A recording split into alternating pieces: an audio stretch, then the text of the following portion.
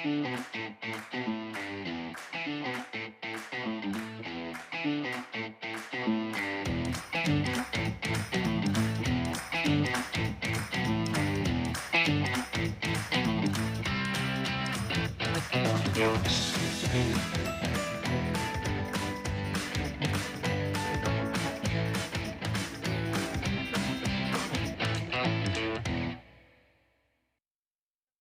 Samay, Sama, Sambandh.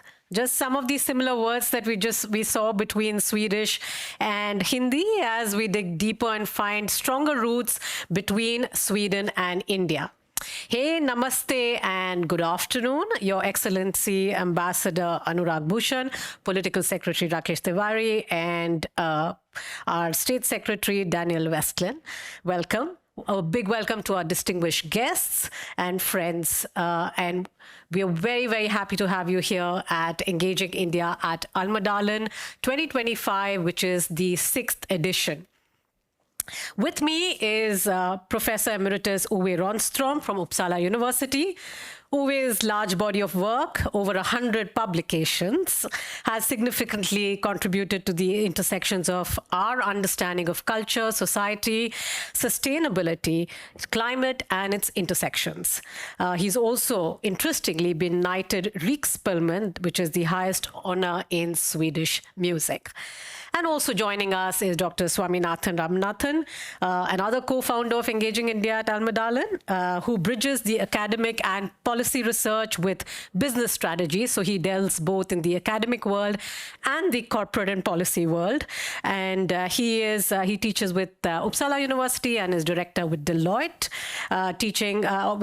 giving strategy to corporates on sustainability, impact measurement, climate.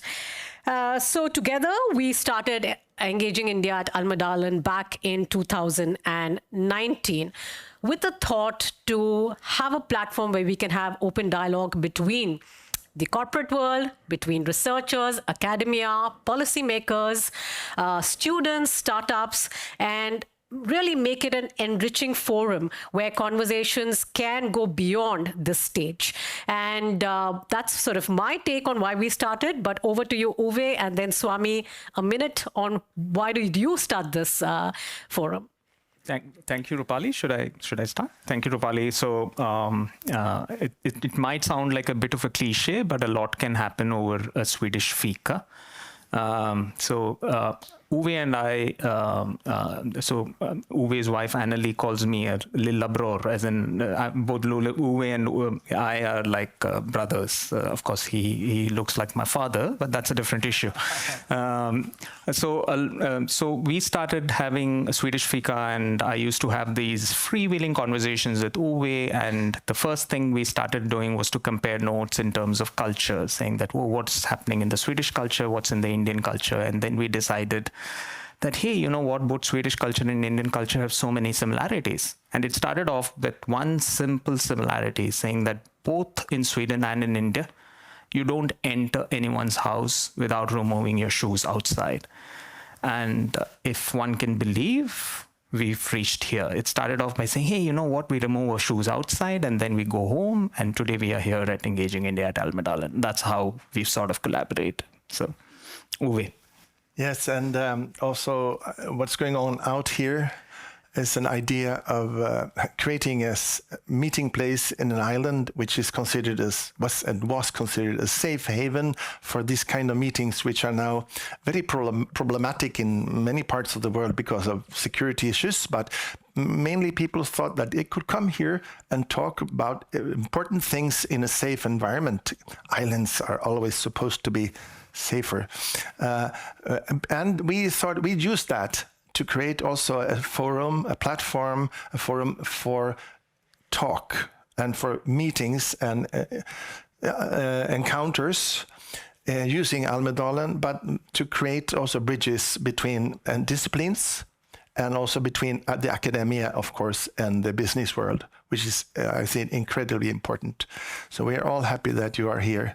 And for now the 6th year, and it has been, up to now, quite successful, I think. And we hope to continue that journey, of course. Uwe, the theme this year we have is Sambandh for climate, sustainability, AI, and next gen innovation. So I'm handing over the floor to you to make the opening remarks, and after which we will call our honorable ambassador. So thank you. Well, distinguished guests in place and online, since we are also streaming and online, Your Excellency, the Ambassador of India to Sweden, the State Secretary to the Swedish Minister for Climate and Environment, and dear panelists, dear guest participants, I'm proud to be able to open and welcome you all to this 6th edition.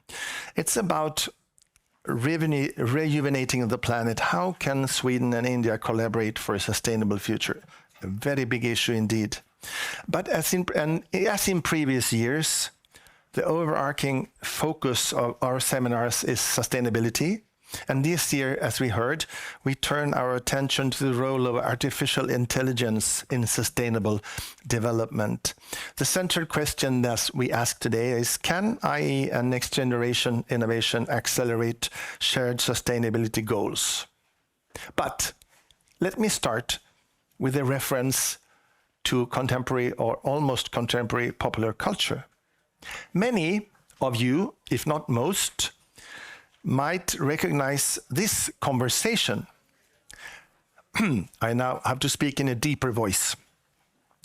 We have only bits and pieces of information, but what we know for certain is at some point in the early 21st century, all of mankind was united in celebration. We marveled at our own magnificence as we gave birth to AI. The other one, AI? You mean artificial intelligence? I suppose you recognize it. Yes, it's Morpheus speaking to Neo. It's from, and to all of us in the cinemas and on television sets all over the world. He's introducing what the Matrix is. The Matrix, a world wholly created and controlled by artificial intelligence. That was then, way back in 1999, 26 years ago, a time when AI was still needed to be spelled out and explained. Time flies, as the saying goes, but that feels now as an understatement. For today, AI is everywhere in 26 years. Since 1999, the development of and use of AI has advanced at breathtaking speed, yet we are, as we have heard today already, are still in the very beginning, and no one will know where it will take us. But what hasn't moved forward at such a breathtaking speed, however, is sustainable development. We already know a lot about what needs to be done and what must be done. And yes, things are happening around the world, but not enough, and sadly not fast enough to reach the sustainability goals already agreed upon by the international community. In the academic world, many has observed a widening information deficit, a term used to describe the widening gap between knowledge and action. This a gap that emerges when political leaders, business actors, or the public either deny or fail to grasp and act upon what research tells us about the extent of the human impact on climate and the environment. Many theories have been proposed to explain why our accumulated knowledge is so hard to absorb and translate into action. But perhaps the simplest explanation is the most accurate. Sustainability is simply unknown. It's uncharted territory. We don't know actually what it is, do we? Sustainability is an abstraction projected into an unspecified future. And like all such future abstractions, it suffers from lack of empirical concreteness. To strive for something we don't know, we don't yet have, this is one kind of challenge. To strive for something that we even don't know or understand fully, that's far more difficult. That's why we need visions. Bold, imaginative and vivid pictures of what the world could be. And here I like to paraphrase a song by the possibly forgotten mamas and papas of the mid-60s. The song is like this. We ought to know by now, we ought to know by now, yes, that we must take us somewhere where we never been before, and worn out phrases and long engages won't get us where we wanna go. No, this is the song. They're all right, but visions may take us there. Because once we give shape to the shapeless, and once we give form to the unknown, it becomes easier to see the path that will lead us where we need to go. Visions have agency. This we know for certain. Just think of what has come about over centuries from religious, political, technological, and not least literary visions, utopian visions. In a study of utopian ideas in the Western world, a colleague of mine, the Swedish historian of ideas, Ronny Ambjörnsson, observed how utopias tend to emerge and gain attraction, especially in periods when there is a widening gap between possibility and reality. That is, when society's structure blocks us from realizing the full potential of accumulated knowledge.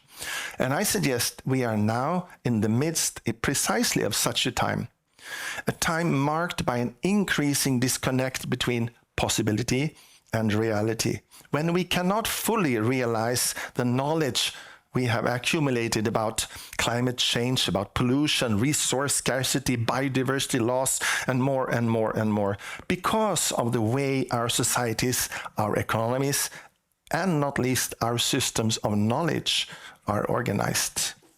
Here, I believe, is where AI, artificial intelligence, comes in. It might come in as a potential game changer for three main reasons. Just to keep it short, I stick to three. Firstly, sustainability is definitely what has become known in academia, at least, a wicked problem due to this huge scale, scope, and complexity.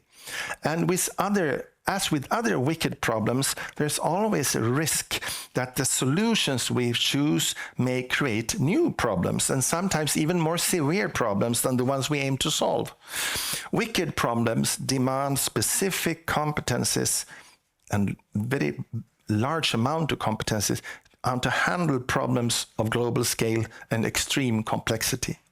Secondly, sustainability deals with systemic properties at a high level of abstraction, properties of how systems function or should function together. And when these systems work well, these properties are normalized and fade into the background. In fact, sustainability tends to become visible only in its absence. When systems break down due to disaster, to scarcity, or other crises, in that sense, we have plenty of knowledge and experience of what sustainability is not. But what it is continues to merely escape us. Sustainability then is a concept born out of scarcity and crisis. And like many other crisis-driven discourses, it comes with a Janus face.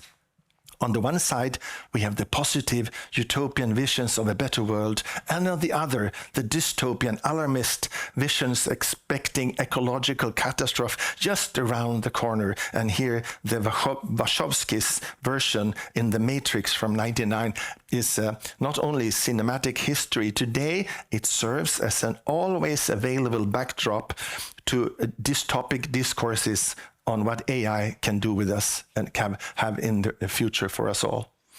So thirdly, the vast distance between the abstract systemic level and the everyday reality that we all inhabit helps to explain both the growing gap between possibility and reality and the likewise growing information deficit that many has pointed to as key obstacles to achieving sustainable futures.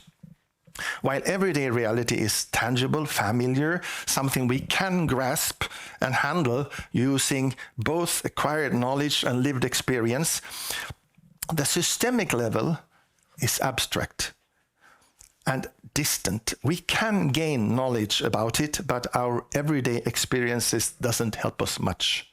And since what we aim to achieve lies in the future, we have no past experience to rely on. So here we are. We have enough visions to show us where we could go or should be heading. We know that more action is needed. We've gathered already quite a bit of knowledge about what needs to be done, and we have indeed done some things. So my conclusion here today is simply this.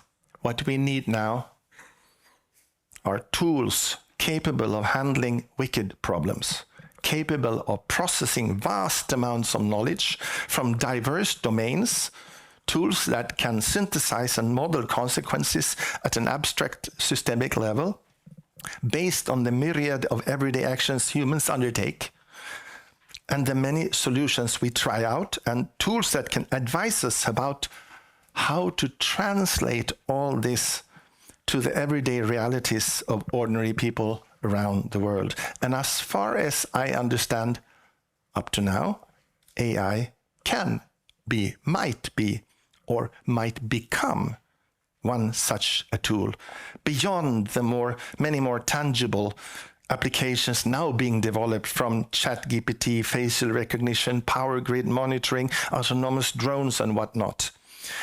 If that's the case, then we might still have a chance to reduce or even overcome the widening gap between possibility and reality, between knowledge and action, a chance to finally get where we should already have been going. And where is that? Well, a world that stays within the planetary boundaries given to us, a world where heroes like Morpheus and Neo is not needed, a world where they may remain safely where they belong on the silver screen as part of 20th century cinematic history. And from such a perspective, I would now like to go forward to today's seminars on innovation, IE, and sustainable development, and wish you all welcome. Thank you. And now it's my honor to introduce His Excellency Anurag Bhushan, the Ambassador of India to Sweden, who arrived here just about a week ago. So this is his first public engagement. Thank you, Ambassador. Ambassador Bhushan comes at a time when there is a deepening collaboration in innovation and trade, as well as bilateral initiatives between Sweden and India. One of them, of course, is the Leadership Group for Industry Transition. But then there is a lot more that is happening that you will also, all of you will also hear about here at Engaging India at Almadalen. But a very, very warm welcome to Ambassador Bhushan. Welcome. Thank you very much, Rupa. Good afternoon, ladies and gentlemen. State Secretary Daniel Westland. It's such a pleasure to be here for the first time in Almadalen, of which I've heard so much about. Before I start on my presentation, let me present myself first. I'm Indian ambassador, new Indian ambassador. I joined about 10, 12 days back. I'm an engineer by training, management graduate by education, and a diplomat by accident. So my predecessor, also quite accidentally, was also an engineer.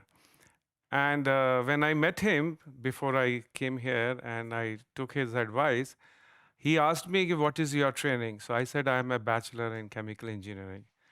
And Tanmay was so happy. He said, you will understand Sweden perfectly because they will understand you very well. So here I am, ladies and gentlemen. I'm so delighted. I came just before the visit of Honorable Commerce and Industries Minister, and what a perfect storm it was. He came along with a large delegation, and I landed 2 days back. It was a whirlwind of visit. He had multiple meetings, But the bad side was that I had not much time to prepare. But the good side was that I had a very fantastic introduction to Sweden, to India-Sweden relationship, to all the upside that this relationship has in the future. And so, ladies and gentlemen, this visit and my subsequent interaction with my Swedish friends and my Indian friends who are here has led me to believe that that I have landed up at a very critical juncture where there's a lot of upside in relationship between our two countries. So with this, I think let me start with my short speech. It's not going to be a very long one because there's not much that I can contribute when I am only 10 days old. So I think it's time for me to actually listen. But I will leave with 3-4 ideas that I thought that I should present to you and which I observed in the past few days that I have spent here. First is, I think this topic of sustainability, AI, and next-gen innovation is a very pertinent topic because this is the topic that I've been hearing all the time, whether I'm in India or here. These are the technologies, these are the phenomena, these are the connections that will determine the future of mankind. And it is therefore very apt that the two great countries, India and Sweden, which have a relationship that goes beyond decades and to centuries, that they have generated the kind of values and trust and shared vision to make this as a foundation of our relationship. So let me start with sustainability and climate cooperation, which is also, I think, something of a theme of Alma Dellen, because everywhere I go, there is a sustainability. I mean, I met so many of you who have been talking and working on sustainability issues. There was a ferry there where there was a lecture on sustainability as well. So I think this is something that Sweden feels very deeply passionate about. And ladies and gentlemen, let me also tell you that we feel equally, if not more, passionate about these issues. And the reason is pretty obvious. The reason is that India is a big country. It's a country of 1.5 billion.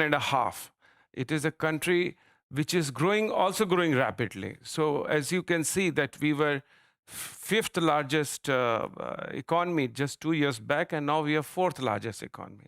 When I say 4th largest, it doesn't mean that we are something of a climbing up. No, it means that we are adding almost $1 trillion economy to ourselves every 2 or 3 years. And the target that our government has set for ourselves is being $7 trillion by 2030. And equally, therefore, that it reflects into our manufacturing GDP. So our manufacturing GDP currently is about $450 billion, I think, if I'm correct. But it will grow to about $700 billion, and by 2030, perhaps to $1 trillion, which will make us top 3 economies in terms of generating manufacturing GDP. But there is also a deep realization that as a Spider-Man's uncle said, with great responsibility, with great power comes great responsibility. Which means to say that when we grow, there's a realization that we cannot take the same path of resource-intensive growth as has happened over 100 years.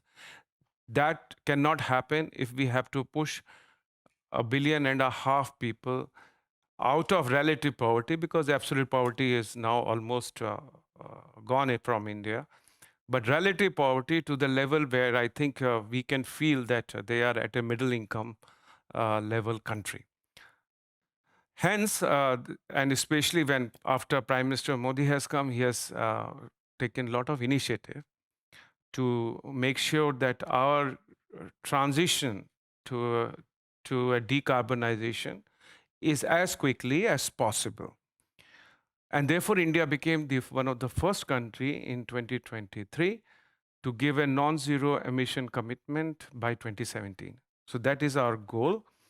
And since then, we have put a lot of money into making sure that that there is a decarbonization, for example, in our energy installation.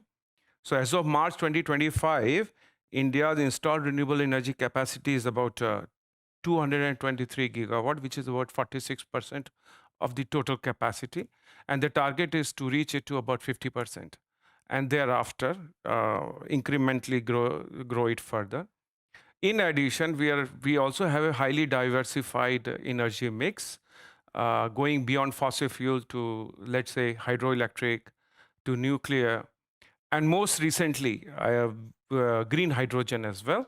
In fact, the government of India has launched a national green hydrogen mission, which aims to produce 5 million tons of green hydrogen per year by 2030 to reduce 50 million tons of CO2. And this will require over $100 billion of investment over the next few years. India is also a founding member of International Solar Alliance, which together with France, and it now has 120 countries. So I think I have proven to you that this has become kind of a mission for government of India to have a more sustainable growth path in terms of energy. But energy sustainability is not just confined to energy alone. It should also permeate into other aspects of growth narrative. So, for example, India is one of the fastest urbanizing country in the world. And as per capita increases, urbanization is only going to become more and more intensive. And so the government of India has launched a smart cities mission based on LIFE concept, which is Lifestyle for Environment campaign. And this campaign is aimed at generating awareness that our lifestyle should conform to a climate-friendly, earth-friendly, frugal lifestyle. So this was inaugurated by Prime Minister in 2022 at the UN summit. And more recently, forest and tree cover has been a great focus of Government of India. And now I'm very happy to announce that the forest and tree cover has actually increased. One of the few countries of the world where forest and tree cover has actually increased. And this is for a country as population dense as India, this is a big achievement. So this is as far as sustainability is concerned.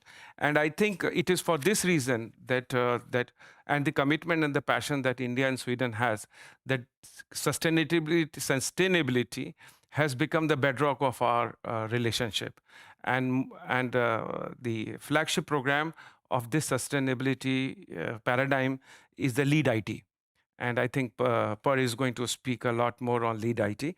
And but basically, what LEAD IT does is to focus on decarbonizing hard-to-abate sectors such as steel, cement, and chemicals.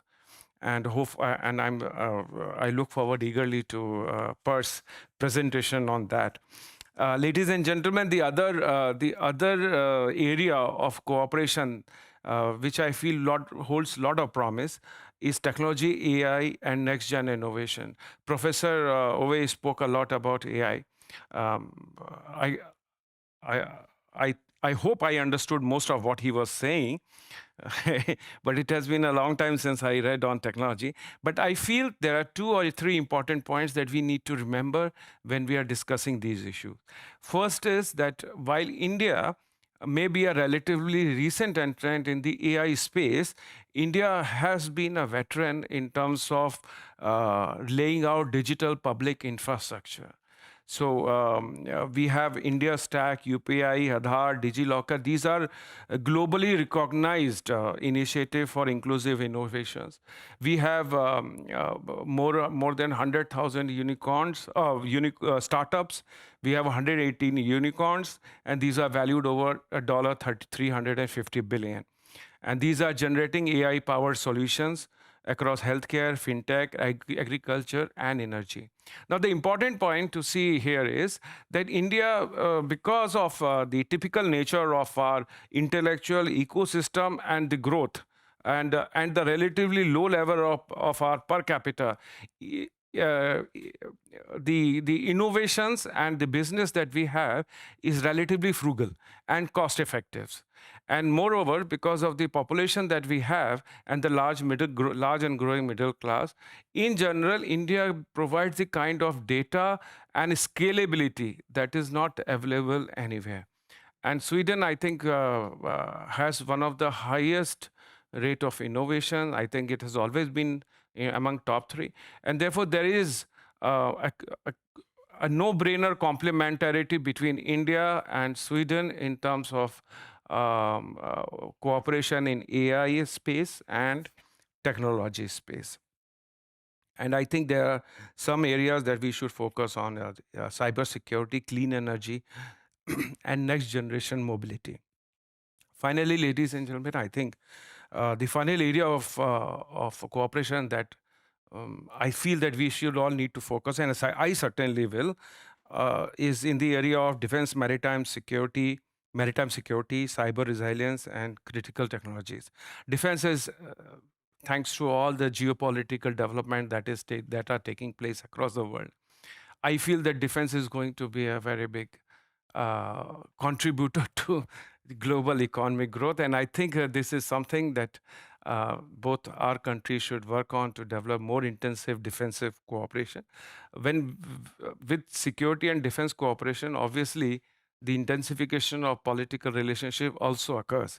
And so I think this is something that will be very multidimensional. And I hope that both countries will work to make sure that Sweden's advanced industrial base and our own initiatives such as Make in India work towards developing our relationship further. So these are some of the ideas that I thought I should lay it out to you.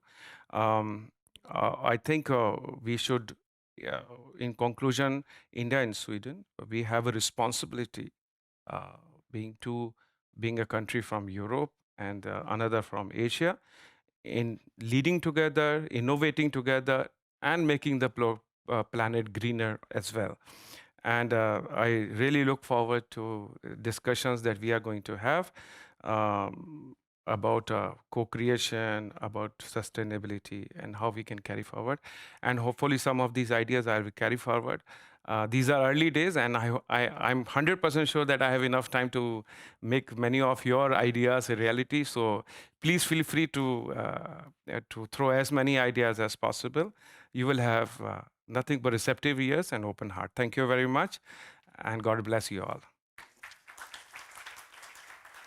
Finally, before I close, I'd like to thank Rupa and Swami for organizing this fantastic seminar. Thank you very much.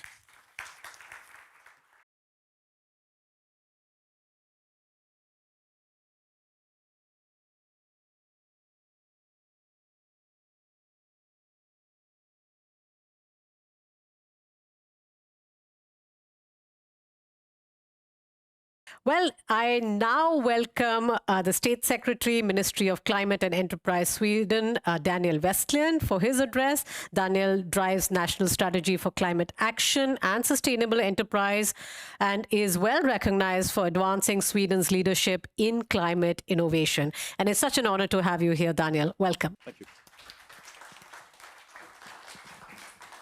Thank you. I'm very pleased to be welcome back here to the annual, now we can call it an annual event, Engaging India at Almedalen.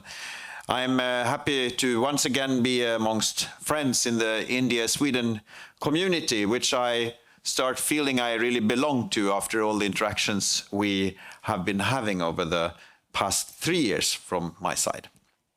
And also, obviously, it's very important for me that we have an opportunity to talk about Lead It, which is our flagship, the leadership group for industry transition. First of all, I would like to personally welcome our new friend to Sweden, the designated Indian ambassador, Anurag Bhushan. Warm welcome from all of us, from the government, but also from the wider Swedish community. And I think there is no better way to start your stay in your service in Sweden than the informality here in Gotland and at Almedalen. The government of Sweden, my minister and myself is very much looking forward to working with you. I can simply reiterate and confirm the fantastic strong bilateral cooperation between India and Sweden today, between our governments, between companies, and not the least between the citizens of our countries. While different in size, very much different in size, we also have a lot in common, including our commitment to the climate transition and our strong work together on sustainability and innovation. Today we have an extensive cooperation with India. We were, for example, fortunate to have the Indian Minister of Commerce and Trade, Honorable Mr. Goyal, with us earlier this month, as we heard. There was a delegation of scientists, industry and experts, as well as government officials traveling between our countries. They are traveling between our countries more than ever, and we are working closer than ever. And this is, I think, how we will solve common challenges. Meeting and talking to each other and exchanging ideas is the way forward. I myself visited India in January, and I came back inspired to further explore and develop our cooperation. Lead it, our joint global flagship effort to move the needle on industry decarbonization, together with other countries and key industry partners. The UN Secretary General asked India and Sweden to head this group in 2019. And in 2023, our both prime ministers announced the next step of Lead It and the strengthened in-depth cooperation on industry transition. The industrial transition is a whole of government affair. It's a multi-industry affair. It is transformational. We need to get it right for everybody, and we need to achieve it at pace. We need to get breakthrough technologies and innovation applied here in Visby, in New Delhi, and globally. As you're aware, heavy industry, including steel and cement, is responsible for a large share of the emissions in Sweden, India, and worldwide. I claim that there is no way of solving the climate crisis for those who do not understand energy, steel, cement, and fertilizer. Without understanding these sectors in depth, you cannot solve the problem. Remember, we used to call steel and cement hard to abate sectors. That was just a few years ago. But this is changing. There is new and emerging technology and new frameworks leading the way. We know how to do things, how to get rid of the emissions from these sectors, and this is shown not the least here in Gotland, in Slite, in the cement plant on the other side of the island, where the work is being done to transforming Slite towards zero carbon emission site. Actually, they will become net negative because they will be capturing carbon dioxide from biomass they burn in the process. When completed, this project will cut around 3% of the Swedish national emissions. So this is a big thing. And this is the case in every time you look at steel and cement, you see that it has a massive effect on emissions. Cost of implementing innovation in the industrial sector can be high, which is why we work together to achieve and why technology transfer makes sense for everybody.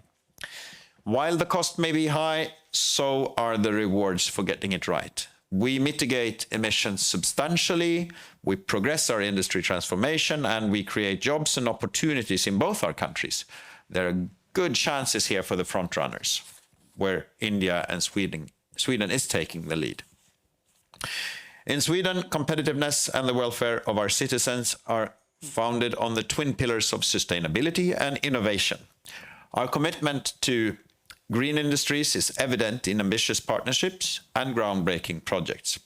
The Swedish Parliament has adopted the climate target net zero emissions of greenhouse gases by 2045, and beyond this, we will have net negative emissions. Swedish industry account for around 1/3 of our national emissions. Ensuring the transition of the industrial sector is therefore crucial for us to reach our climate target. Extensive investments in the development and implementation of innovative technologies are necessary. But reaching the goal also means we need innovation and we need to work together with others. Here today, we will talk not just about innovation, but also of the role of artificial intelligence, AI, to support the industry transition. How do we ensure this is a transformative force for positive change in the industries we used to call hard to abate? I'm not sure we fully know the future here, but to get it right is, of course, crucial. And it's hard to imagine a world now where AI won't be part of the solution and getting the emissions down. We know AI can optimize processes, making them more sustainable, analyze vast amounts of data to support informed, greener decisions, and accelerate the development of new materials and technologies. We hope these solutions can be replicated globally and for all. Maybe we should get to know some of the tools that the future may have for us.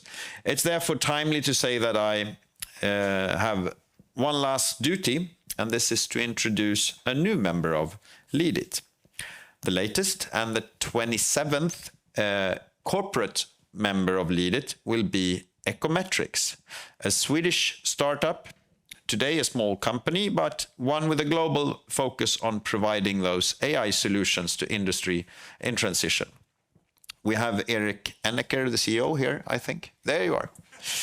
The CEO of Ecometrics. Most welcome to Lead It. And to all of you, thank you for letting me speak here today. Thank you. Thank you. Please stay on stage. I would also like to do a handshake with the ambassador. If you can come back on stage, ambassador. And then we would also like to call, of course, the new member after your handshake. Yeah. Most welcome to Sweden, Thank you very Mr. much. Ambassador. Thank you very much. Should we look at the camera as well?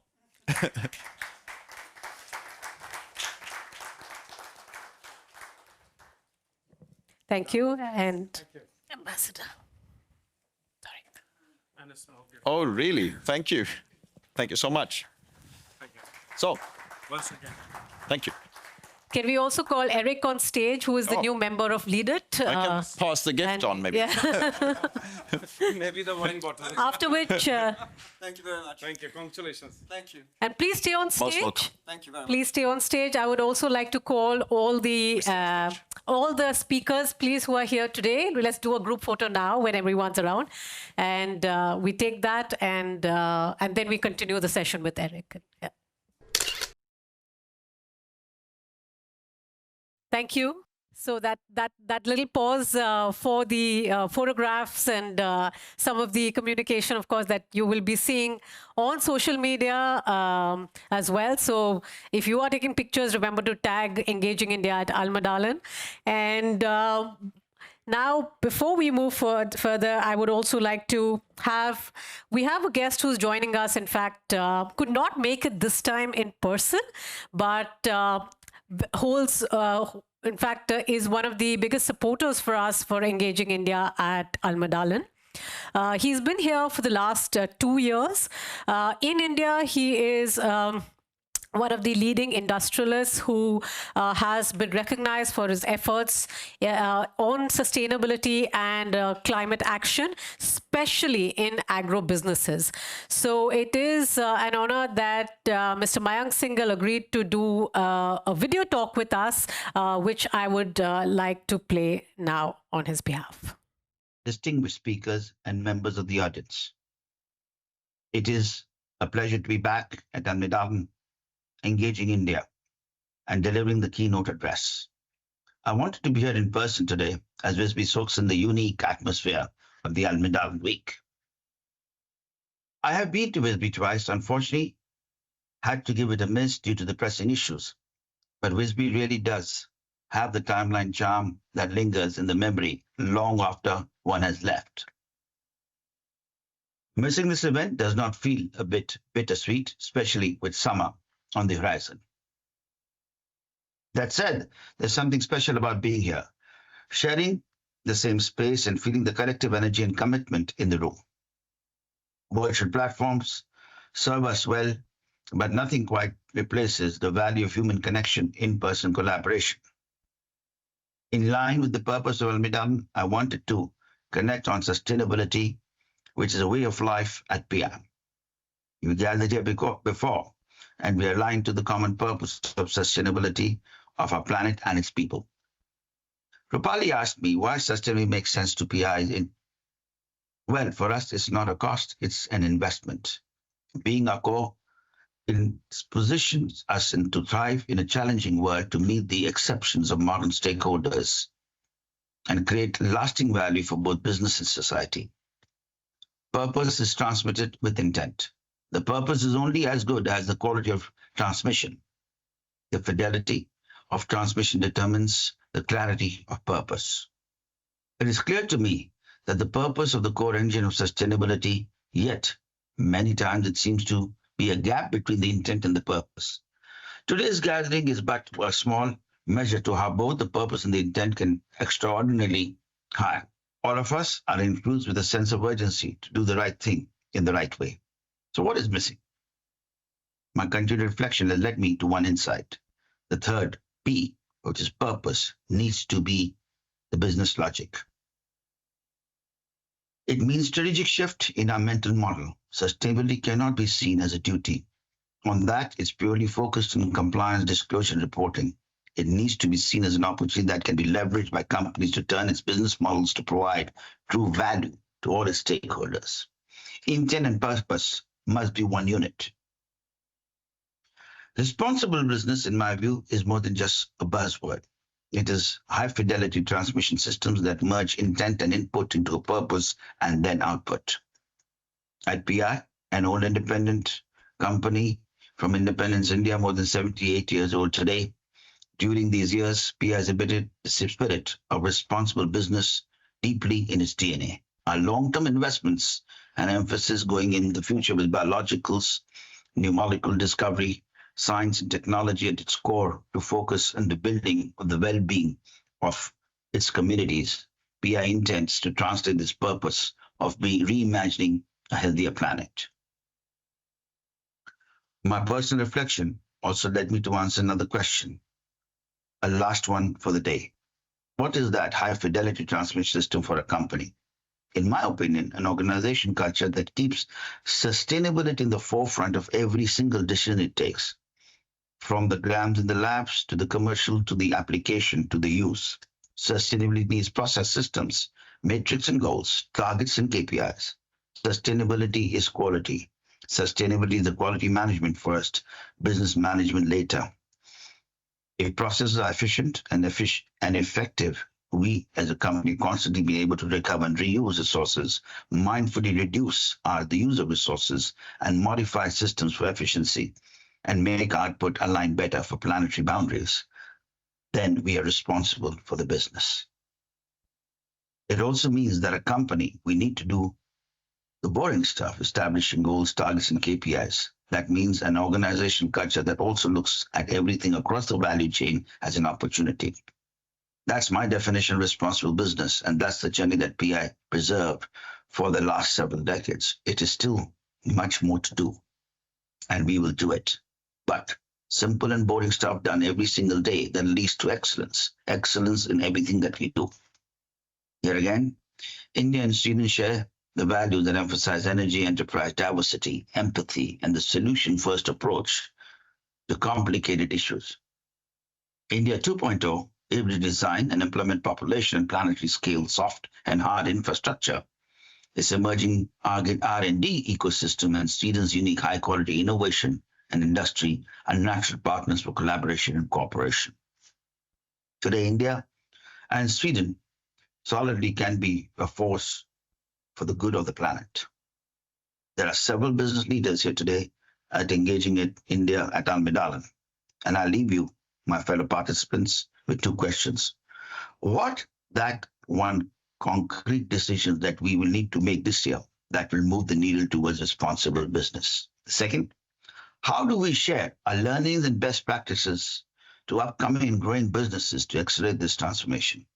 two questions there that we heard from Mayank Singhal. Perhaps I might take a clue from those two questions and start our next discussion. We are moving on to our next panel discussion, which is sustainability, AI, and next-gen innovation. How do we accelerate industry transition? And let me introduce our panelists for this afternoon. Per Andersson, he heads the Secretariat for the Leadership Group for Industry Transition, Lead IT, which is facilitating global collaboration on decarbonizing heavy industry. I'm also very honored to have with us Annika Ramhult. I hope I'm pronouncing your name correct, Annika. Head of Sustainability at Vattenfall. She steers one of Europe's largest energy companies towards fossil-free operations. Very welcome. Also joining us today is Remi Kulesar. He is Director of International Cooperation at Vinnova. Vinnova is Sweden's innovation agency, and he is in charge of promoting cross-border partnerships. A warm welcome to you. And joining me on stage is David Höglund, Vice President of Minerals at LKAB. He leads the shift towards sustainable mining and resource management. A warm welcome, David, to you as well. And also, once again on stage, Erik Enneker, CEO of Ecometrics, the newest member of Lead IT, also leading efforts to harness data and digital tools for sustainability. So a very warm welcome. We are so excited that all of you are here at Engaging India at Almedalen. So let's begin. Let me start sort of with the first question on innovation, and I'm going to pick up of some of the key words from this panel. We're talking about industry transition, we're talking about sustainability, AI, as well as next-gen innovation and climate. Let's start with next-gen innovation, really. Annika, perhaps I will start with you. When you're talking, when you look at what is traditionally known as hard-to-abate industries, right? These are heavy industries. Making a shift and transitioning takes longer, takes a lot more work than, say, a young industry. How are you doing it in your organization? And are there any innovations or sort of disruptive tech that you are using which you can share? And what's your goal? Three questions. There's a lot of questions in there. But for those that are not aware, so Vattenfall energy company. So we know that we will be fueling the entire transition now when we move away from fossil fuels, and we have been active for quite some time trying to see where can electricity play a role in really doing the transformation. And I've identified that the transport sector, but also the hard-to-abate industry sectors like the one for steel, cement, chemical, etc. Those are sectors where electricity will be very important, or at least either the green electrons or green hydrogen that you produce in there. So we have realized that since all these technologies are new, it's not enough that we just stand there as a supplier of this electricity, because what we also need to do when we build out a new electricity, we will need a lot of steel to the wind towers, to the towers for the grid. We will need a lot of concrete for the foundations, etc. So we've said that if we want this to be truly fossil-free, we need to be part of this ecosystem in building the new things. So we, for a long time, said, where can we use the knowledge and our things and work together with others? And that's why we've been engaging in the transport sector for a long time. Already back in 2008, we formed the partnership with Volvo Cars to produce the plug-in hybrid.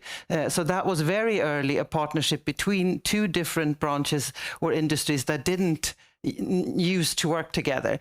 We have done a similar thing now when we collaborate with SSAB and LKAB, the mining and steel company, to produce the fossil-free steel. Also there, bringing different industries together, where we all, if we only looked at one of us, we would not have been able to do the investments into this technology because it was too high risk. But if we merged technologies and knowledge from three different industries that had the joint vision then of of using hydrogen in a smart way and could benefit later on, then we could do that. So I think it's more, to come back to some of your questions, I think one of the key things to drive innovation forward is to look at where are you and your company and your knowledge in a larger ecosystem, and how can we, together with those closest to us in this ecosystem, where can we drive change, and what are then the common denominators that we can work together on and try to drive forward. I think that's one thing. But then you also asked something on sort of what make things happen, and I think that you really move things forward. And one thing is what we talked about, the openness of daring to share, exactly what Ambassador talked about. We need to dare to share information, but also it's very much about also daring to put money on the table. What we've done, we take off-take agreements of fossil-free cement, fossil-free steel, even if it's not even existing already. We say we will commit in a number of years' time to buy a certain amount of this volume, even if we know it comes with quite a high premium. We're not even aware of the actual premium that will come, but we still commit to do that in order to drive the innovation, to give the sort of demand signal to the market to make them dare to do the investment, and also get bankable contracts. Well, that's a very important de-risking factor, really, which is needed to drive any acceleration. But you mentioned LKAB, and I will come to you, David. It's mining. It is a hard industry. There are some realities which you can't wish away. But when it comes to accelerating the transition, how are you all doing it at LKAB? Well, several things, and I would say first, the mining and minerals industry has a unique and dual opportunity. That is, firstly and foremost, to accept the impact we have on environment and on emissions, and approach that how can we transform our industry. But secondly, being efficient and able to deliver these new minerals and metals that you talked about as well, to fuel the energy transformation that is needed for this every year. That is another opportunity we have. So we are sort of a starting point for the broad transformation, I would say.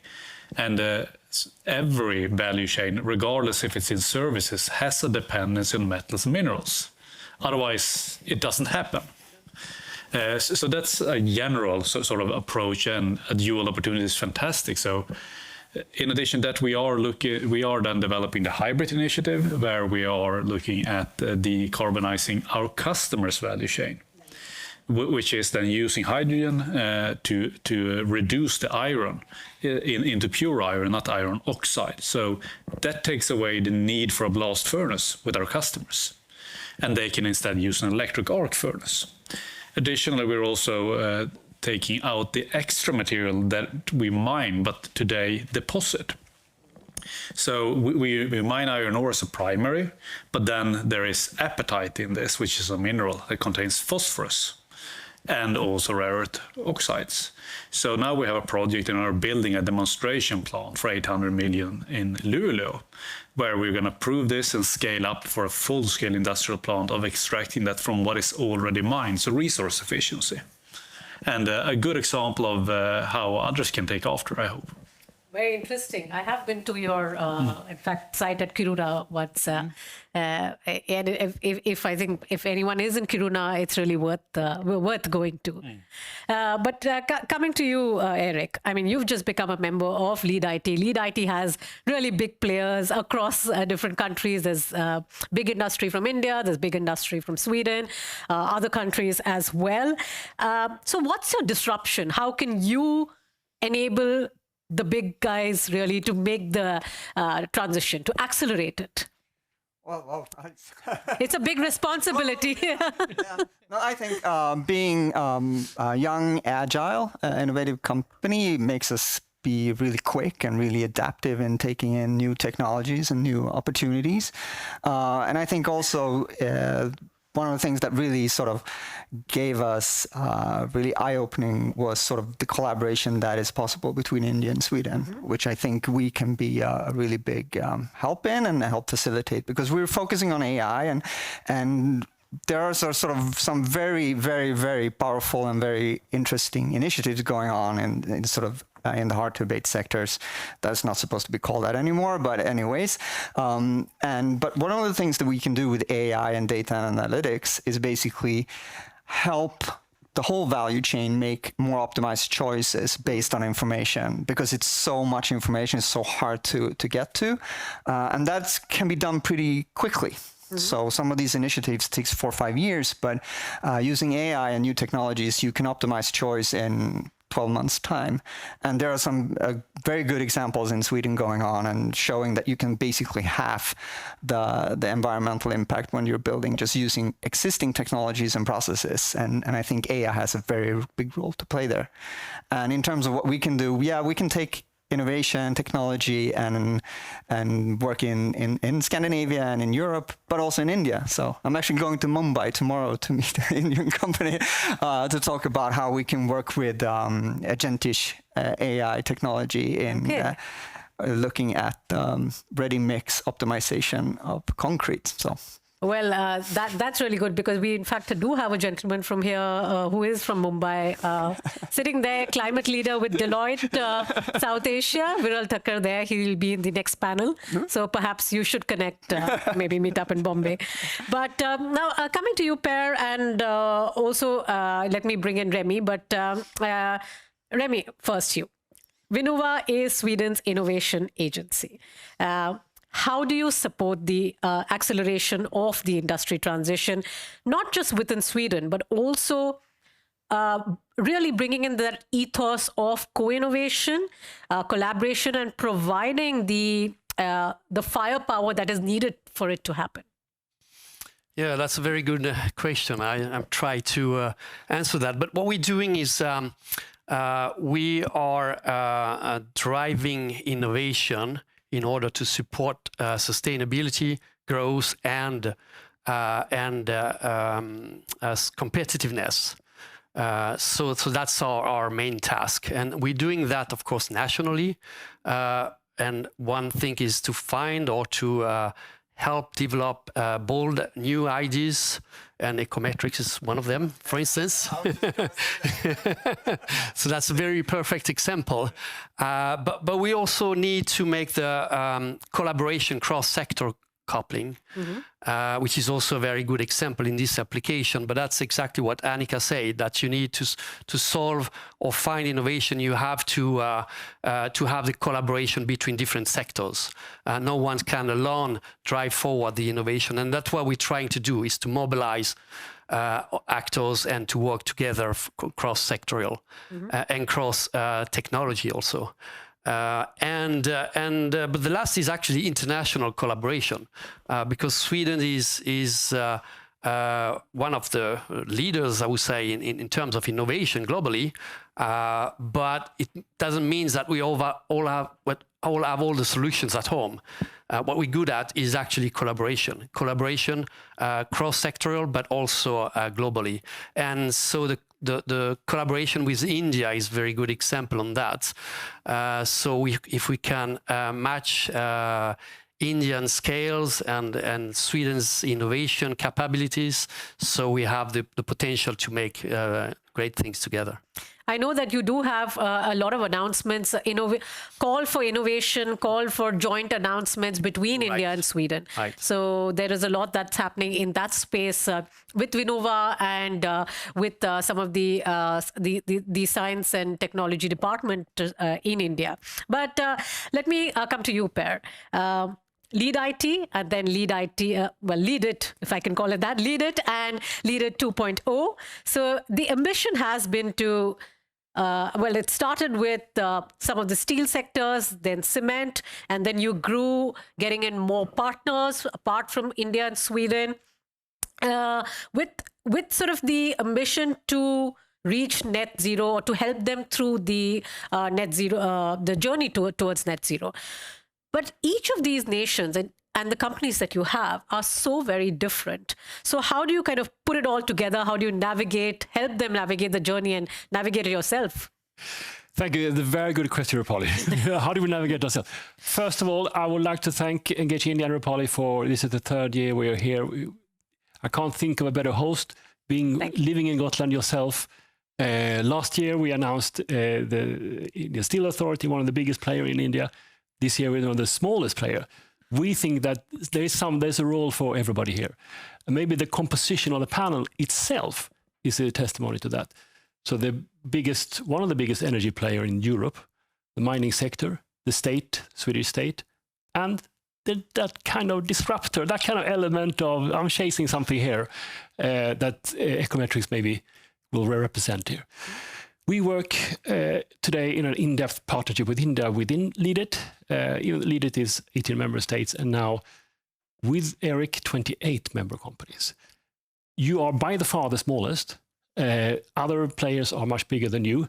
Don't be afraid of them. They are nice. They're called Tata Steel, Tata Motors. They're also nice people.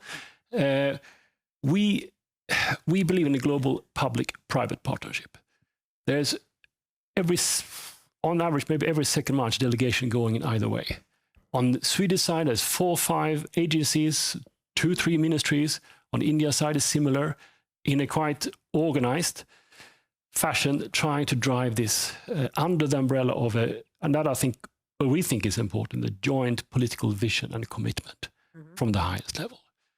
So with that, and a bit of what Annika was saying, daring to put money and ideas on the table, working together in partnership, driving both that incremental change by innovation, but also looking to that breakthrough things. And how can we together de-risk our investments here?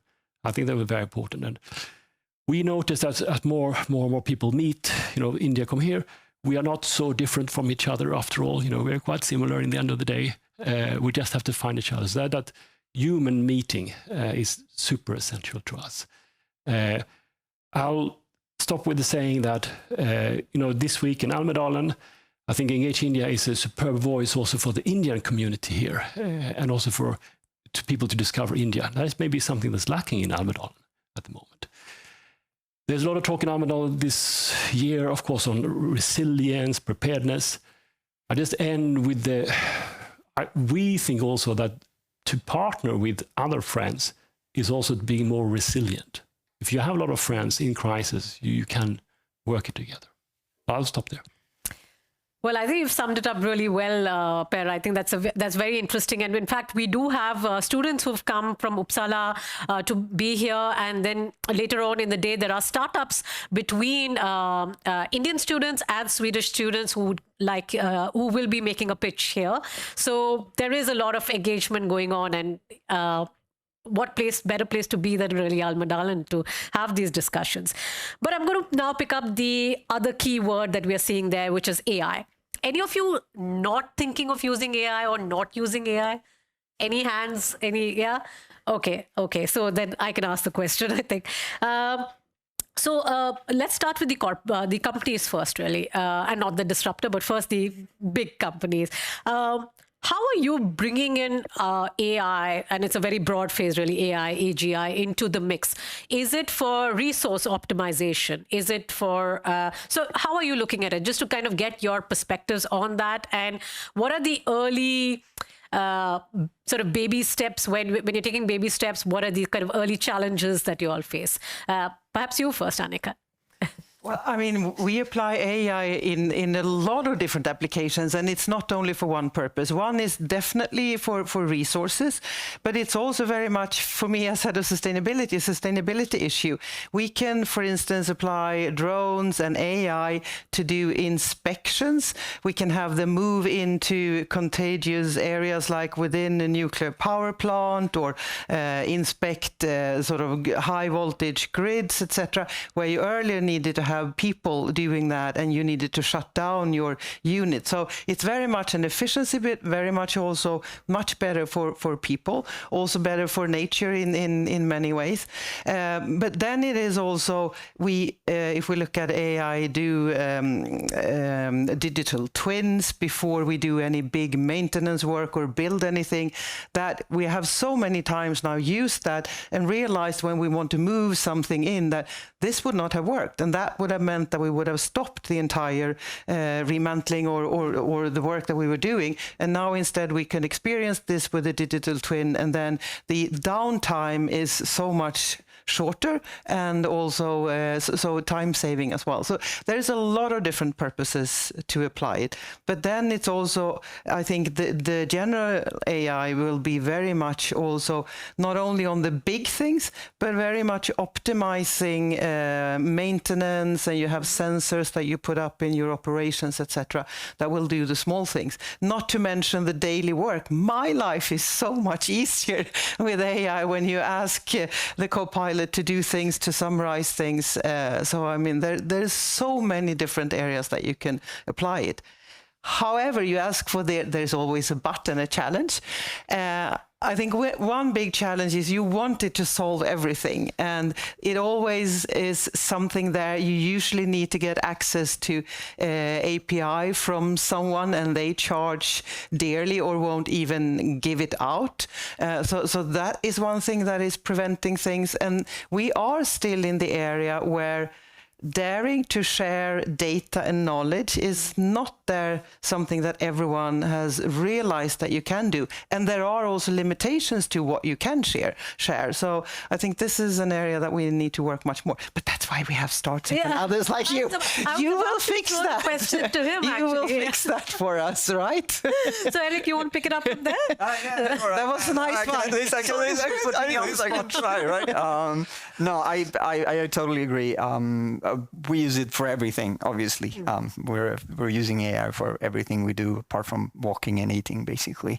But I would say, yeah, daring to share data is one of the issues. I think some of the new architectures coming out will solve some of those problems with the agents, where you can sort of bucket some information and just make it available for some solutions or for some users. But the other thing I think right now from an AI perspective is hallucination is a big issue. Because the AI sort of is like a person, would like to give an answer even though it doesn't know the answer, and it will provide it to you. And we work with large amounts of data, and the problem is we don't know which one was hallucinated. So that's a big issue. That's something you really need to work on, and we do extensive work on that. So I say that is a problem, especially when you go into some things that are really sensitive, like building a building or something like that, because if it hallucinated on one little thing, that might have catastrophic consequences. So I think that is one of the things. But we've just seen the beginning now. So, yeah. But I usually say I think about it as I'm Santa Claus and I have all these Santa's little helpers, and those are sort of the AIs that can do a lot of work for you. But you still have to check the airplane, right? See that it actually flies. Right. David, how are you sort of integrating AI into mining? In several ways. I mean, we used to say in the old days, perhaps the image of a miner is with a pickaxe and a hard hat. That's not how you mine in the future. Is it ones and zeros? That is the reality of it. And we have been doing sort of from early on with automation, autonomous trains, and whatever we have. And as we go deeper and we say we want to decrease our impacts, is about autonomous solutions, digitalized, and carbon dioxide free. Those go hand in hand, really. And also when we go deeper, it increases the risk, so we don't want to have people in the front line and so on. I would say also digital twins. We are looking at several big industrializations already on the planning stage to foresee how could you do preventative maintenance or big maintenance jobs without building it incorrectly from start. It becomes a much better process. And also when we're developing new processes now, like with a hydrometallurgical process, how to extract rare earths from the iron ore waste. then we do modeling and scaling by that, and significantly reducing the number of actual experiments done. So it helps everyone, and I do cheat with it every day at the office. So how do you, for example, let's put that to Remy then. How do you kind of create an ecosystem where you're solving for, of course, industry transition and an energy transition, but also bringing in AI into the mix? I believe, sort of Vinnova is looking at giving that boost to several young companies, cross-border sort of innovation. Tell us something about that. Yeah, and that's once again the basis of innovation and the way we see it. It's about collaboration between different type of actors, not only different sectors but different types of actors. And what we're talking about here is integration of different type of technologies. AI is on everyone's mouth right now, but you have other critical technologies that are upcoming also that actually converge. If you take quantum computing, for instance, so the combination of AI and quantum computing can be quite powerful. So that's the kind of things we see in different technology going together. And so we can't develop that aside. We have to bring together all the technologies development, and all the actual actors, the public sectors, including, but of course the traditional industry, if we want to succeed and to bring forward the competitiveness of Sweden. So really, this ecosystem is the way we see and look at innovation. You can't only pick one size and then develop it from there. Indeed. And I think to develop an ecosystem, policy is also very important. So I'll put the question to any of you all. How can, say, industry and, say, Lead IT and Vinnova, etc., enable the policy to move with the times? So often, it's a little sort of behind, especially when the internet sort of came in, when www, etc. So the policy was a little at the back, right? So how do we ensure that sort of policy is also moving along with this transition? Any of you can take that. Per, do you want to take it? Yeah. I can start. So, not being an expert on AI, I just consumer awareness here.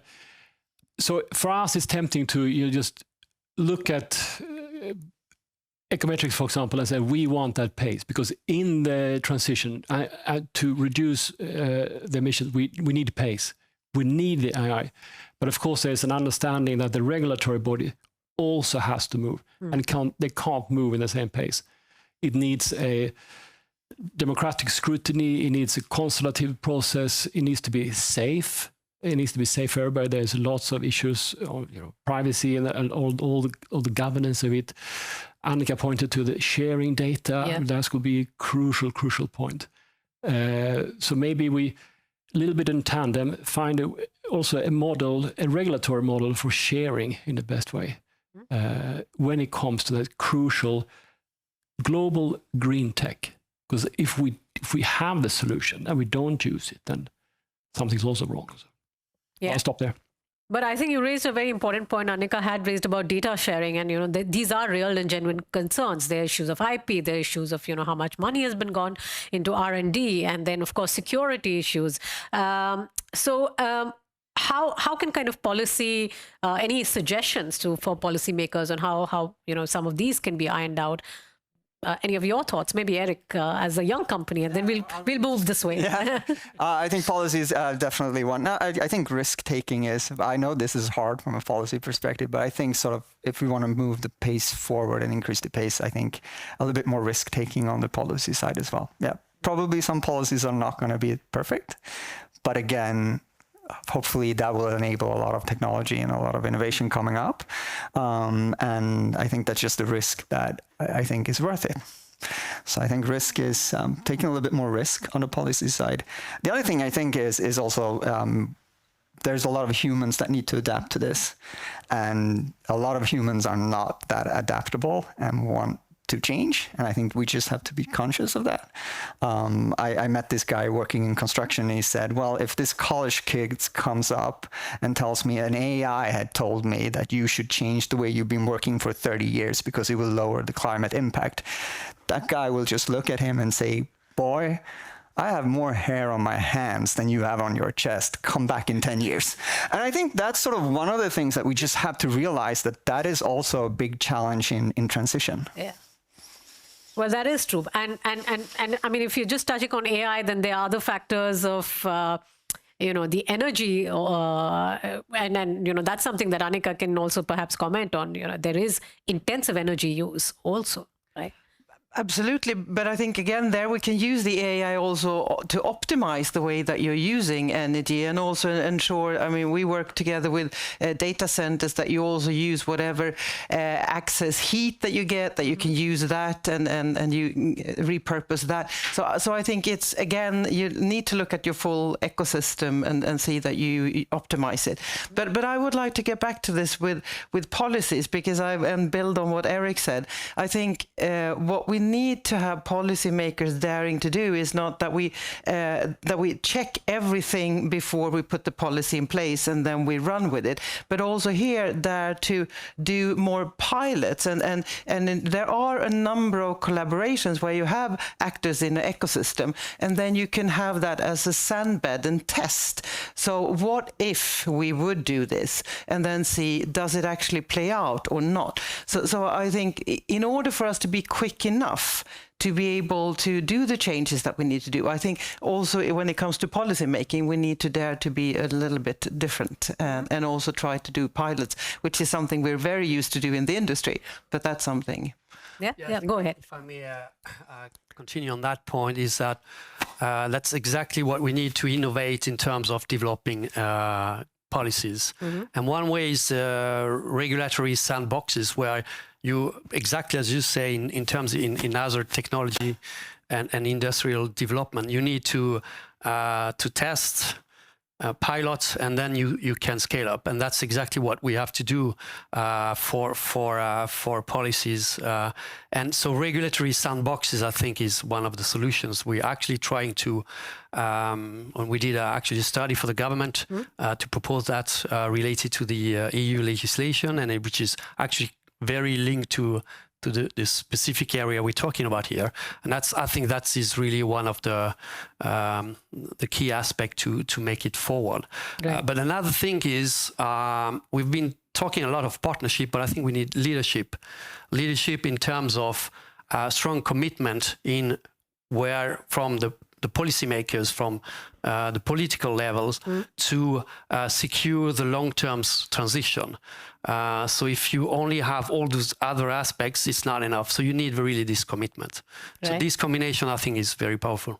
Interesting. I'm picking up some words here in terms of course, a strong commitment from the political force, from the governments, as well as regulatory sandboxes, risk-taking, the ability to take risk as well. And David, why don't you add to that? I mean, what are your thoughts on how can policy really keep up, and what are your suggestions? Oh, policy regulation in AI, not my expert area. And these guys seem brilliant, so I'll say yes to what they're saying. All right, okay.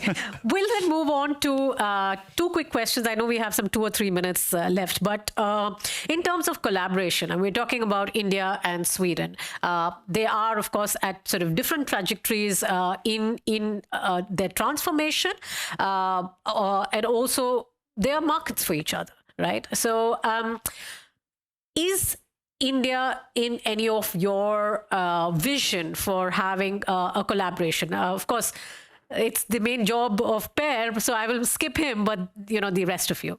Yeah, I'm going there tomorrow, so definitely. As of now, David? Yes, we already have engagements with India, and it's a big potential market, so obviously, and a growing one as well. Mm-hmm. Yeah, and we of course have been driving the joint partnership in innovation many years ago now, and so that's something we really looking forward to continue, and that's very important part of this collaboration we're talking about today. Okay, Annika? And for Vattenfall, we're not active in India or will expand beyond Europe, but for us it's more about sharing the knowledge, and anything that we do and test, we can do it in a smaller scale, maybe in Sweden, and then it can be exported. And we have a lot of discussions and dialogue with the Indian companies on more sharing of knowledge and experiences. Interesting. And Per? I can say also the opposite is true. If you go to the northern Sweden, you find a lot of Indian engineers, the CTO of the steel companies, you find Indian technical solutions. So the industry transition in Sweden is partly driven by India. It's both of it. You're perfectly right. We have lots of Indians in Vattenfall, not the least within IT and general AI, etc. All right. Well, Per, Annika, Remy, David, and Eric, thank you so much. This has been very interesting for me. I hope the audience enjoyed your perspectives as well. And welcome once again to Engaging India at Almedalen. We will take a short coffee break. 10 minutes. Please have some cookies and coffee, and then we will be back for the next fireside chat with Klaus Kunz, who's traveled all the way from Germany, and he's going to sort of share his insights on climate sustainability and regenerative, resilient agriculture and food production. Thank you.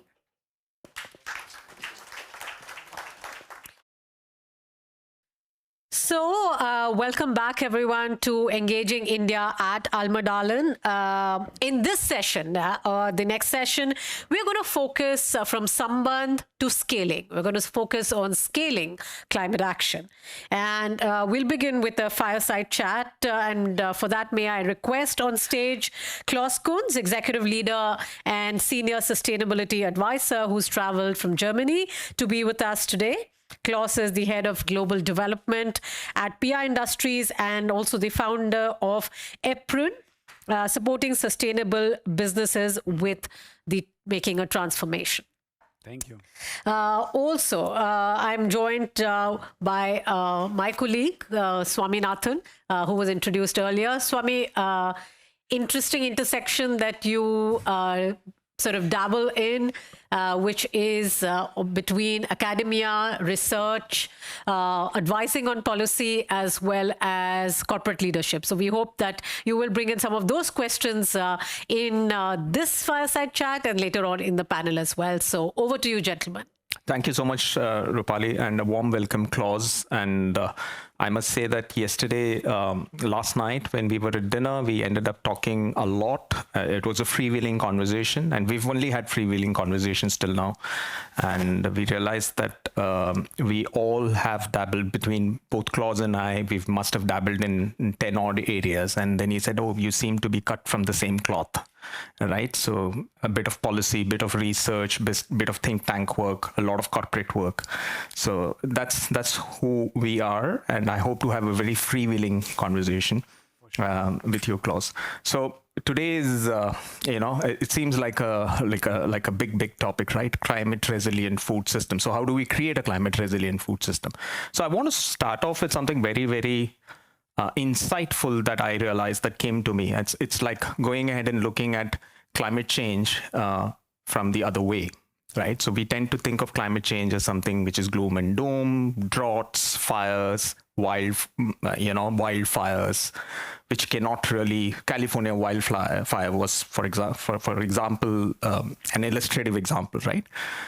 And then I ended up going with a very close friend of mine, a former colleague, Raine, to around 30 kilometers from here in Gotland. And then I saw wine grapes, Merlot grapes, blue grapes being grown in Gotland. Right? 10 years back, 15 years back, that would have been unheard of, unthinkable.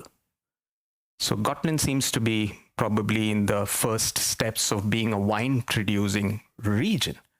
And grapes is a Mediterranean crop, right? So what does climate resilience mean for you? I mean, I would say, what you point out is very important, because people tend to think everything in binary, in good and bad, in 1 and 0. And of course, every time there's a change, in the change there's something positive and there's something negative. And we had that conversation yesterday evening. The only impossible thing and the greatest the greatest innovation ever would be preservation, because it's actually not possible to preserve something. It's always evolving. So there's intrinsic evolution all the time. And maybe it's very important from time to time to remember ourselves that that's the fact and that things are changing. However, I'm a firm believer that we need to step up massively in our efforts, not to preserve, but to avoid massive damage, because, as we said, preservation is probably not possible. And it's not only about climate, it's about biodiversity, it's all those factors, the planetary boundaries, where I think we need to make a lot more. So this is, it starts with everybody acknowledging, looking at himself, herself, acknowledging, like, where is my share? Right. Where can I make a contribution, and then joining the broader conversation? Right. So that's the big question, Klaus. I think you've answered it quite well. I just want to stay with it for probably another 30 seconds or so, right? So from what I hear from you, and I'm interpreting you, please feel free to correct me. It's almost as if that the climate will do whatever it wants to do, right? The earth changes, it will change. It's probably been changing from its inception, right?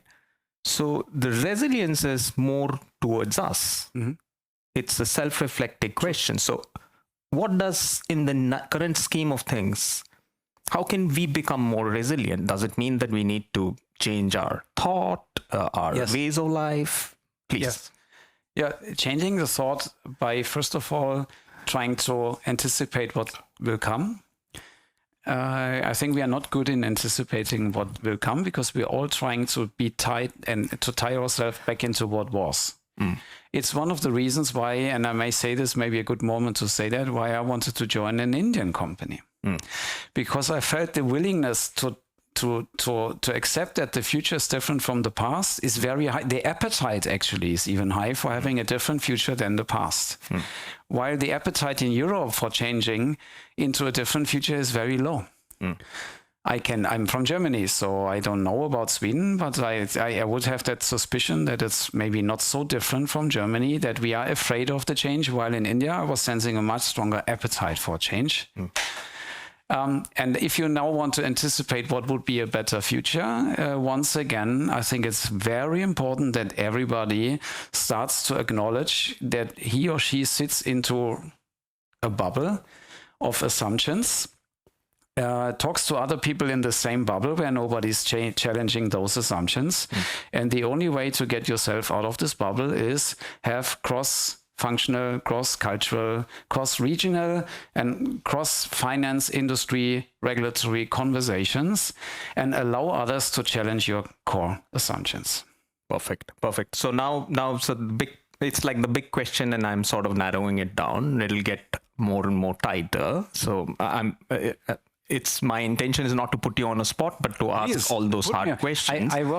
I can say this. I worked for Bayer. I was on the spot. I'm used to that. Okay, perfect. So that's great. So taking your thought process forward and trying to make it much more practical, right? I'm a coffee person. I need my coffee in the morning. I need my coffee in the afternoon. I need my coffee in the evening. I've just about finished a cup of coffee, right? And I do realize, and these are very good estimates, research-based estimates, that just a single cup of coffee is 140 liters of water, right? And I'm standing in a place where not a single bean of coffee grows, and it doesn't grow in Europe too. Gran Canaria doesn't get included. Not yet. Yeah. Not yet, right? So I'm now coming back to a food system. Now I'm able to drink coffee and afford it, and probably take it for granted simply because of the fact that there's a food system that's allowing me to get a cup of coffee. But that's 140 liters of water, right? So how does one look at a food system? Is it a food system change that we need to look at? The biggest challenge that having worked in the food system for 20 years, I have observed is that people are not able to describe trade-offs. It's impossible for people to talk in trade-offs. They like as I said in the beginning, binary, organic is good, conventional is bad. Local is good, international is bad, globalized is bad. So they talk in very much in those, they like to talk in those terms, but we need to acknowledge that nothing goes without a trade-off. Simple example, when people say, I have a biodiversity positive agriculture, this doesn't exist. It doesn't exist. I mean, in the moment you try to grow on one piece of land, one specific crop more than others, but agriculture typically does, you are reducing biodiversity by definition. And I think that honesty would be very important, that everybody is leaving that place to acknowledge that what I do has benefits and risks, and go out of this good and bad into a risk-benefit conversation. And then we are going to be able to describe the coffee problem from multiple aspects. And this is maybe where you want me to get there anyway. This is where AI can chime in, because we are not able to capture all the trade-offs. Intellectually, it's too complicated. How can the future something, a machine help us to better capture trade-offs without bias?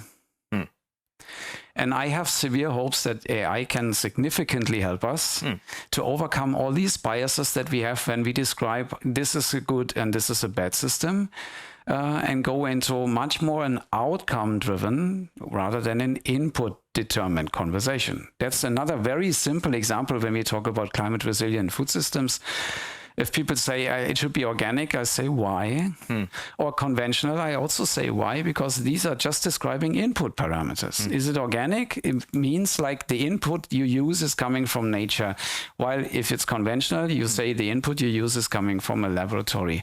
What is actually the point? The point is more, what is the outcome? How can we describe an outcome? How can we describe an outcome from different angles? Water is one of them. Social dimensions are others. I mean, we still want people to sell coffee and to trade coffee also. Trade is a very important element in the whole equitation, but it's only one element in the equitation. Nutrition, I mean, all those elements, how can we bring them in a way that we have a balanced decision in the end of the day, and we can really describe, acknowledging that the perfect solution doesn't exist. This is so far out of the corridor that we should not do this anymore. Perfect. So sort of, I think you've covered a broad spectrum. So I'll, in my way, let me sort of try and focus on something, right? Food is critical, and it's critical for survival. So we know food. We've always been eating food. So if you look at evolution, food has been a critical part of evolution. Lack of food, too much food, it sort of determines how the human evolution has taken place over a period of time. Different geographies, different groups. But in modern times, food is agriculture, and agriculture is a business model. Food doesn't seem to be farming. Is there a fundamental difference there? So do you see this as a business model problem, or do you see this as a practices problem? And maybe I tie it back to climate resilient, and how we can come to a climate resilient food system, and how we can put like one measure at the core, which helps us to determine whether it's climate resilient or not. And then all the other answers on how should we design the food business model should be linked to that. I believe the most important measure, whether in agriculture has an acceptable impact on the ecosystem or not, is the soil quality. And people say, yeah, but then water and then biodiversity. I say, if the soil quality is good, all the other parameters are going to be better as well. You can really nail it down into the soil quality. And if you have a business model which is negative for biodiversity, if you have areas in the world, and there are enough of those areas where you only grow 1 or 2 crops all the time, soy and corn, I mean, for example, then this is really negative for the soil. This is soil degenerating and not regenerating. Consequently, it's bad. And then the whole business system needs to be adopted, but then also you as consumers need to accept that the meat in the supermarket will be more expensive, because it's not building a system to provide food. It's a system to provide cheap meat. how do we transition from a system where we all want to have our very cheap chicken in the supermarket to a system where we want to pay adequately for chicken and also enable farmers to have different cropping systems than soy and corn until the cows come home? I think that is one of the key questions which cannot be put on the shoulders of the farmer. As you say, nobody talks about the farmer and his business. Everybody talks about the price in the supermarket. Correct. So let me stay with that clause, and probably it's something which has occurred to a lot of people, but maybe not really articulated, right? So the fact that you're talking about cheap chicken, cheap beef, cheap pork, whatever, cheap meat, right? And in some form or the other, the meat itself is the villain, not the cheap part of it, right? But meat is a good source of protein. A lot of communities eat meat. They eat chicken, right? So again, my question remains the same. Are we battling a business model, or are we battling a product? Say in this case, meat. Is it our convenience of just picking up something from the shelf? Is that what is determining our lack of cognitive change? We understand the data is there. So this is a room full of people who understand data. Yet we are questioning the meat and not the cheap part of it, is the way I'm understanding it. It's a little bit of a controversial question, but you may pick it up. Controversial question, because I think both things come together. I mean, people have on the one hand traditional ways of nutrition. They have traditional ways of how they want to be fed. They have a traditional menu which has 5 times in a week meat on the plate, by the way, which is not traditional, because I mean 50, 60 years ago people did not have as much meat on their plate, also not in Europe. So it is more like we are used to it, and maybe our parents were used to it. It's what we are used to combined with the convenience to have it. And I don't know how to break this cycle. I think it is possible to break the cycle. I think it's possible to come to different incentivization schemes for farmers, because this is where the farmer is treating the soil, no one else is treating the soil. How can farmers have a different incentivization scheme for different cycles of rotation, which include more crops, which will lead to better nutrition for all of us? In the end of the day, it's a plus for everybody. Right. For everybody. If we are able to change our preferences. Yeah. And final question, Klaus, and then we can wrap up, because I've been shown that 1 minute. Yeah, so too. So you mentioned soil health, and I think it's a very important point. So when we look at farming or agriculture, we look at input as land and water and equipment, but nobody says soil. So quite clearly, from whatever experience that I've had, soil health is not measured, and it's not a metric in any agricultural agro-processing company, right? It's not there at this point. It's not there, but it has to come. It has to come. So how do you do that? How do you do that? I mean, and that's a very important question, because already when we started to measure carbon, which is only one component in soil, it's only one component, minerals, all these other elements are part of a healthy soil. But already carbon, we were struggling because there was overpromise carbon credits, like we can do all kinds of tons of sequestration. And it turned out after a couple of years or even couple of months that all those promises were not accurate. So I think, once again, it will take a moment where the industry world, the finance world, and the regulatory world come together and define in a reasonable way and not in a way like where in Europe, honestly speaking, with the CSRD, there were not enough experts on the table. It was regulatory people driven by the desire to impose these regulations. If the finance people are doing it, they don't understand agriculture either. If only the industry doing it, it's going only into their own pockets and advantages. They all need to come together and define what is the soil measurement system that we need. And it cannot be stable as well. It will evolve over time. But those parameters need to be defined. A nutritious soil will provide nutritious food and bring health to all people. Thank you so much, Klaus. I know that we can continue this conversation for the entire day, but thank you so much for coming here, and appreciate your inputs and thoughts.